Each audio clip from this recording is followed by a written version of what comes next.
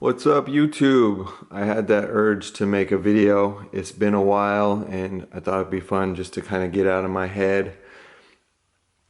I've got some new subscribers, so that's always cool to see. I want to share with you my top 10 mass-produced puzzles. My favorites aren't necessarily the biggest puzzles, the hardest puzzles, or even the most complex, just ones that I find myself coming back to that have a good replayability and that are a fun solve. I have a lot of puzzles and I haven't played with all of them. Well, I've played with all of them, but not recently. And this list, I'll be interested to see what you guys think. What are some of your favorites? I have some honorable mentions. Like, I'll start out by saying I recently solved this Puppet Cube. The version 1, I solved the version 1. I used YG Cuber's tutorial on YouTube. Great tutorial. Very intimidating puzzle, but just take it slow, Write down all the algorithms. I even numbered them so that I could make it easier on myself. And so I'm working on the version 2 Puppet Cube. And what's interesting about this is the only one you need, is this version 2, because you could just put a piece of tape right here and then you'd have that version 1. And so this part solved intuitively, and then then you're just solving it like the version 1. Alright, so we're going to start this video off with number 10. This is the Camo Cube, and I've included this on my list because it actually sat on my shelf for ages when I first started solving puzzles, and I couldn't wrap my head around it. I know someone had said, it was a bandaged 4x4, and I couldn't see it. And so when I was able to solve it, now it's not a big deal, but at the time it felt like a big accomplishment. And there are different versions of this. I will note that I haven't included like the regular 3x3 in my top 10 because I'm not a speed solver. I don't even know if I'd call myself a slow solver. I'm more of a tutorial solver. It's a challenge following the tutorials like I'd mentioned for the Puppet Cube. So yeah, this is number 10, the Camo Cube. And there will be other wit-eating puzzles too, but I like this one and the different variations of it. So that's number 10. Let's see, number 9. And this list is always changing too. It kind of evolves depending on what I'm playing with at the time. The Latch Cube. A simple 3x3 looking puzzle, but the mechanism on it is just so cool. It's ingenious, and I think the tutorial I used to solve it was Crazy Bad Cubers, and I really liked the setup of it and finishing the solve. And there is some intuition when you're looking at the arrows and how to put what where. So that would be number 9. Let's see. Yeah. Okay. So number 8. This is a wit-eating. I think it's a 3x3x6 maybe, but it's also some type of iCube. This was one of my first introductions to puzzles like this, and it's like a crazy cube also. And when I first had this, I was just blown away by these type of moves. I found it just fascinating that puzzles could do stuff like this. And I had a lot of fun solving this, and there are a lot of other puzzles in this series. So when I show a puzzle and that, it's one of my favorite, I don't want to leave out the other members of that family of puzzles. So these are just really cool, and I had a lot of fun playing with these. I would take them on trips. It's one of the things that I like to mention when I'm creating a favorites list is, what do you take with you if you go on a vacation or something? Alright, so number 7, I'm gonna have to go with maybe not this particular mirror tower blocks, but I really like the way these look when they're scrambled. And I like mirror cubes and ghost cubes and anything that changes shape, really. And these are just a lot of fun to solve, you know. Not too difficult, just cool, you know. Impress your friends. Number 6, we have basically a bandaged Megaminx. This is the Mercury of the Bermuda Megaminx series, which, I mean, it's a lot of fun. It's a great challenge. You only need to know how to solve a Megaminx, but you really need to use strategy and intuition to place all the pieces, and then you just use normal Megaminx strategy for the last layer. But this represents the type of puzzles I like the most, which can be solved using strategy and intuition. Yeah, so, and that one's just a lot of fun. I mean, I would recommend it if you don't have it in your collection. I am going to be making another top 10 video of non-mass produced puzzles, whether they're mods I made or handmade puzzles that I bought, 3D printed puzzles that I got. All right, let's see number 5 here. Oh yeah. Oh, all right. This is a great one. The 2x4x6. Man, I never liked even layered puzzles. I always had the hardest time. And even when I had the solution to this was another one, you know, I would bring on a trip. It's such a well constructed puzzle, you know, and it turns really well. And there aren't very many mass-produced brick cuboids, and so this is really special.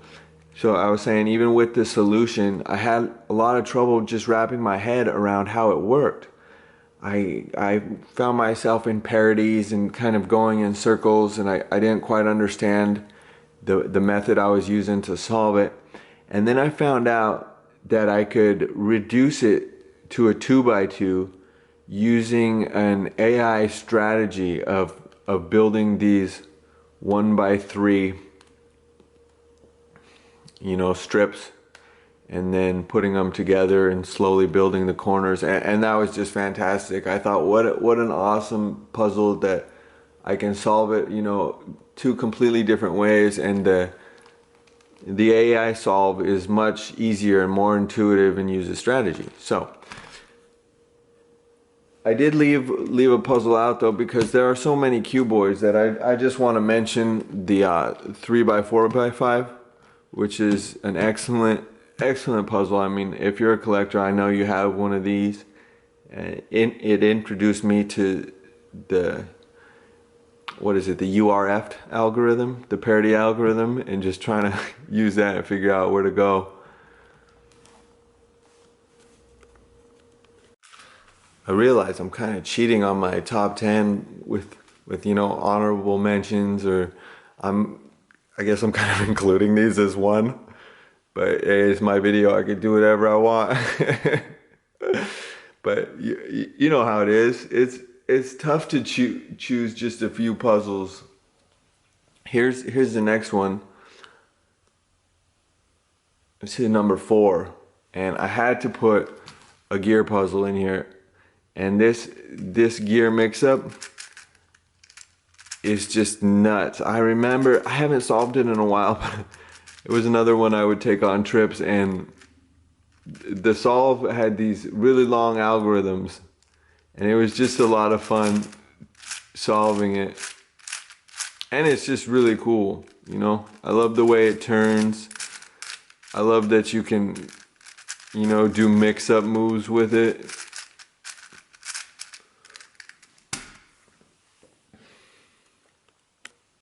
Alright, the next puzzle. The next puzzle in my list of favorite puzzles is the Ghost Skewb. Which one? You know, you pick. That's what these three puzzles have in common. They're all Ghost Skewbs. Your golden cube or golden dodecahedron is a Ghost Skewb. Your golden cube, this is a knockoff, much cheaper. I've seen on HK Now store they're selling some official methods, you know, golden cubes that are over $600. No thank you. This FanCun one is great. And this is like called a Pyraminx or something for some reason, but it's a Ghost Skewb, which is, these are also super Skewbs. So it's just, they're so mind-bending, especially this one. So I would probably choose this one. I would choose this one as my favorite one. So I just knocked the camera. Yeah. Alright, how many we got here? 10, 9, 8, 7, 6, 5, 4, 3. Okay. Just call it my top 12. Going from the back left to the right.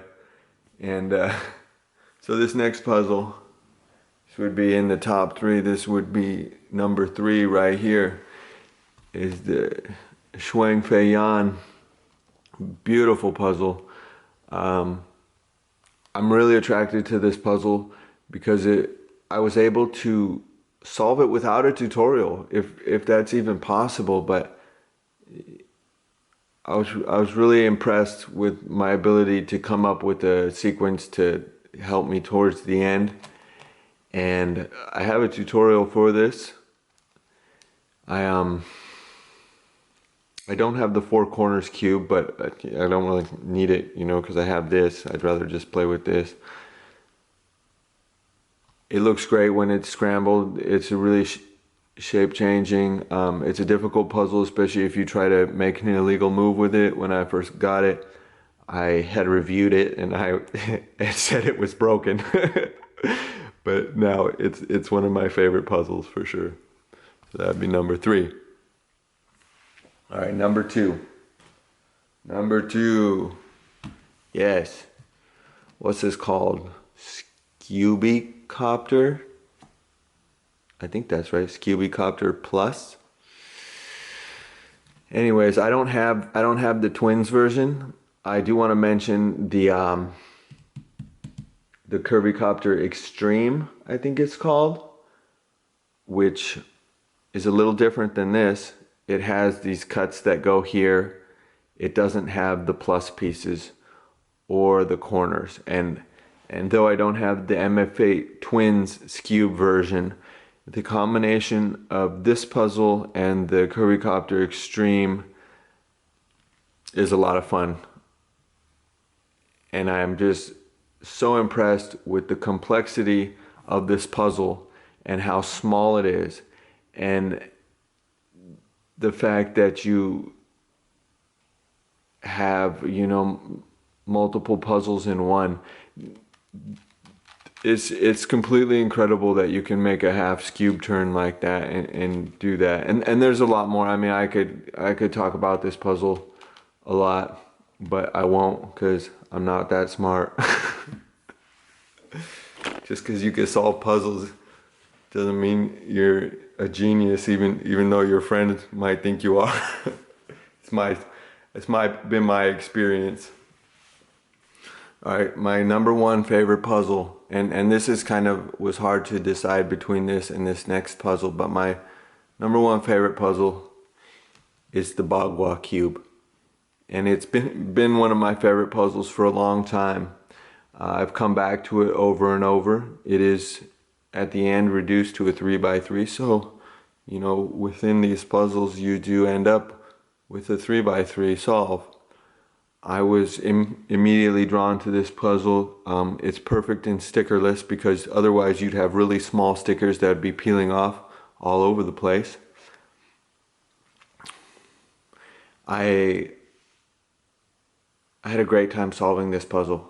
It changes shape. It just gets all all jumbled and mixed up. And the first puzzle that turned me on to this one was I can't remember what it's called. Hold on, let me go get it. This one right here. I want to say octo something, but I can't remember. Anyways, this was my first experience with a puzzle like this, and then the bubbloid cube just completely stepped it up and added these pieces. And there's also the sun cube, but I don't like the sun cube as much because these little pieces are hidden, and I had to get custom stickers to show. So the greatest thing about this puzzle is that I found an algorithm on YouTube.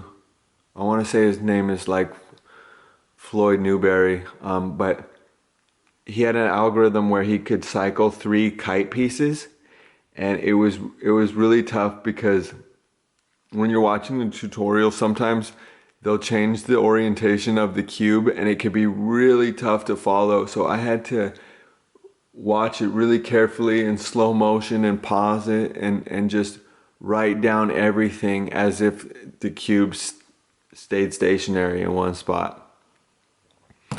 So these are my, let's see, is that 12? Yeah, that's 12. Yeah, so this is my top 12. I'm gonna mention a couple other puzzles that, you know, I think are cool, and look forward to seeing you in the next video. Alright, before I leave you to think about what your favorite puzzles are, I want to show you a couple more puzzles that are cool. I had an idea too. I would show like some of the worst puzzles, but I don't think I'm gonna do that. You know, the ones that break or pop or just really frustrating and poorly made. But I'm not gonna do that. But I will show you these puzzles are pretty cool. I like this Sun Mum cube. It's cool, and there's another version. There's also a really evil version that I would recommend staying away from, but the 3x3 and the 4x4 ones are cool. I like this wormhole puzzle. This is a mix-up wormhole puzzle. There are other puzzles with puzzles inside of puzzles, and that's great. You know, double your fun right there. Whittington makes a lot of cool puzzles. I like this 4x4 mix-up too. That was a lot of fun. I brought this one to the Grand Canyon, I think it was. And then I thought I'd just include one dodecahedron, and that's the Bohemia 2, which is great if you want a really kind of a long, harder solve. And it's great that they added these corners, which are actually centers. And the puzzle still turns great, and it's a lot of fun. This would be an example of a puzzle that when I first started solving sat on my shelf for a long time, and I was really intimidated and scared, but you know, now I can do it. So, and I would like to mention I have had no luck with the MFA and Oscar More Madness, the dipyramid. I'm scared, and I need to learn the notation that I found on the Twisty Puzzle forum. And I've had no luck with the jumble prism. Like, I got it back to shape, and that was it. Man, forget that puzzle. Forget those puzzles. But anyways, I'll get back to you guys later with the top 10 or however many not mass-produced puzzles. So take it easy. Thanks for watching.